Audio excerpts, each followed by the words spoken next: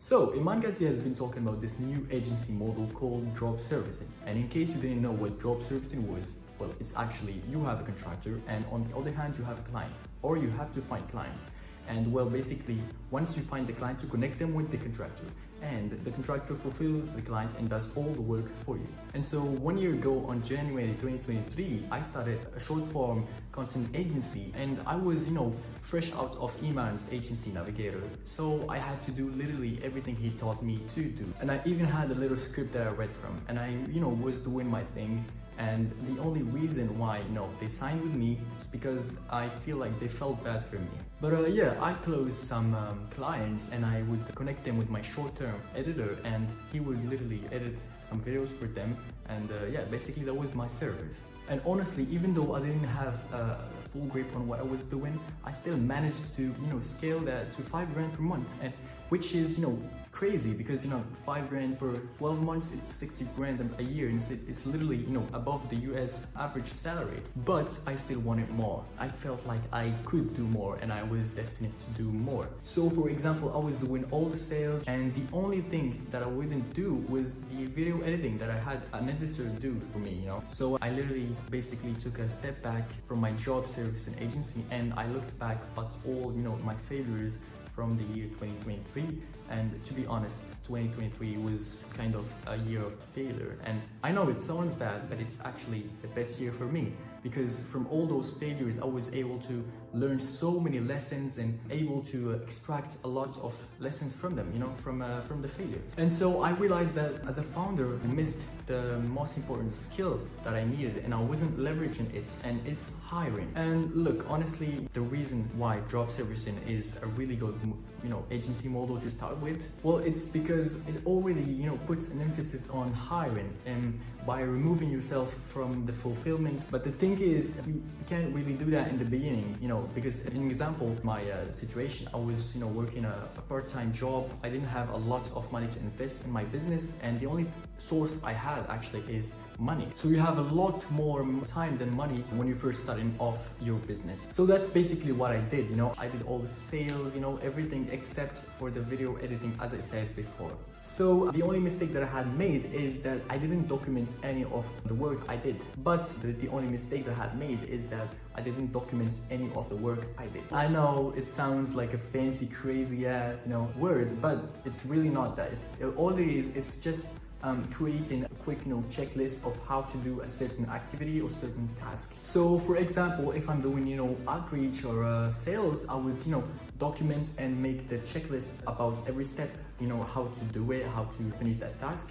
And whenever I hire someone to do that task for me, like outreach for me, or like someone to make the sale for me, well, I give them the step-by-step checklist, and they can learn from it quickly and get to work really quickly. And so this way, everything was systemized and automated. And as I said before, me not doing these checklists step-by-step cost me a lot of time and money too. When I was trying to hire people, I spent a lot of time training them, trying to make them understand all the steps and all the things you have to know about the task. And obviously I wasn't doing the training properly, so the people that I was trying to hire, they would quit in a few days because they didn't see the results they wanted. But it wasn't their fault, it's actually my fault because I wasn't running the business properly.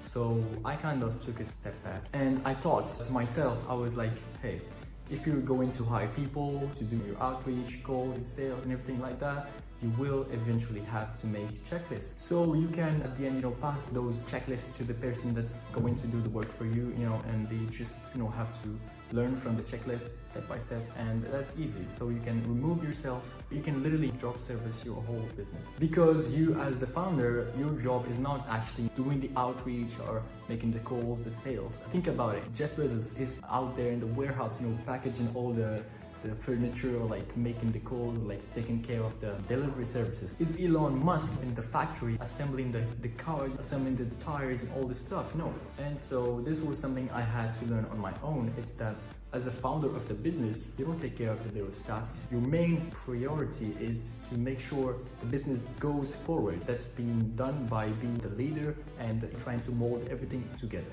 And that is basically exactly what I'm planning to do to scale my short-term content agency to 150 grand per month. And so once I realized that doing everything on my own and not having someone edit the videos, doing the sales for me, I wasn't going to reach my goal. So next thing I did was I spent months systemizing everything, creating checklists. And so basically when I hire someone, they have a clear set of flows and they have a path laid out for them. Because obviously, these people are better, at narrow problems like editing. For example, the editor that I'm going to hire, he's better at editing the videos than I am. And so I don't even know, any of that information. That's the editor's, job. As a founder, I only take care of the ongoing forward of the business. And if I had to restart my job service and agency, the main thing that I would do differently is instead of me getting comfortable with doing everything myself and only having an editor do the editing for the videos, I would, as soon as I earn money from a client, I would systemize everything and hire people. And Iman always talks about the global marketplace, and basically, for example, in my situation, I'm lucky to live here in the US. And as a first generation American, you kind of get a view on the world and where you're going. And for example, for someone living in Serbia, by the way, my first editor was from Serbia and a good income for him was about like 1,000 bucks. So me working a part-time job and the money that I earned from clients, paying him 12 bucks per video wasn't a big deal for me, and it was actually a good thing. And as you could tell, me making 360 bucks from a part-time job and the money that I earned from my clients wasn't a big challenge for me. And then me eventually giving the money to my contractor to fulfill the service for me. And if you don't know where to find great talents, trust me, groups on Facebook are the best place where you can find appointment setters. And so just go to Facebook groups and make a posting about your problem, and you'll have so many people, like you will be shocked about the number of people that will be reaching out to you to work with you. And another alternative to Facebook groups is Fiverr, where you can find a lot of listings of people, their skills or their services. Anyways, these are all great places to find great global talents and take advantage from these global marketplaces.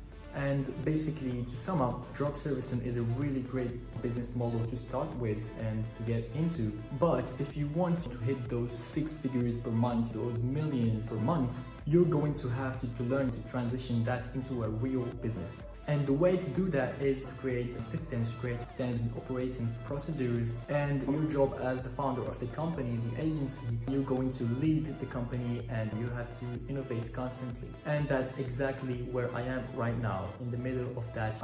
And as usual guys, if you've got any value from this video, please subscribe, hit the like button. I'll see you later and I'll speak to you soon. Bye.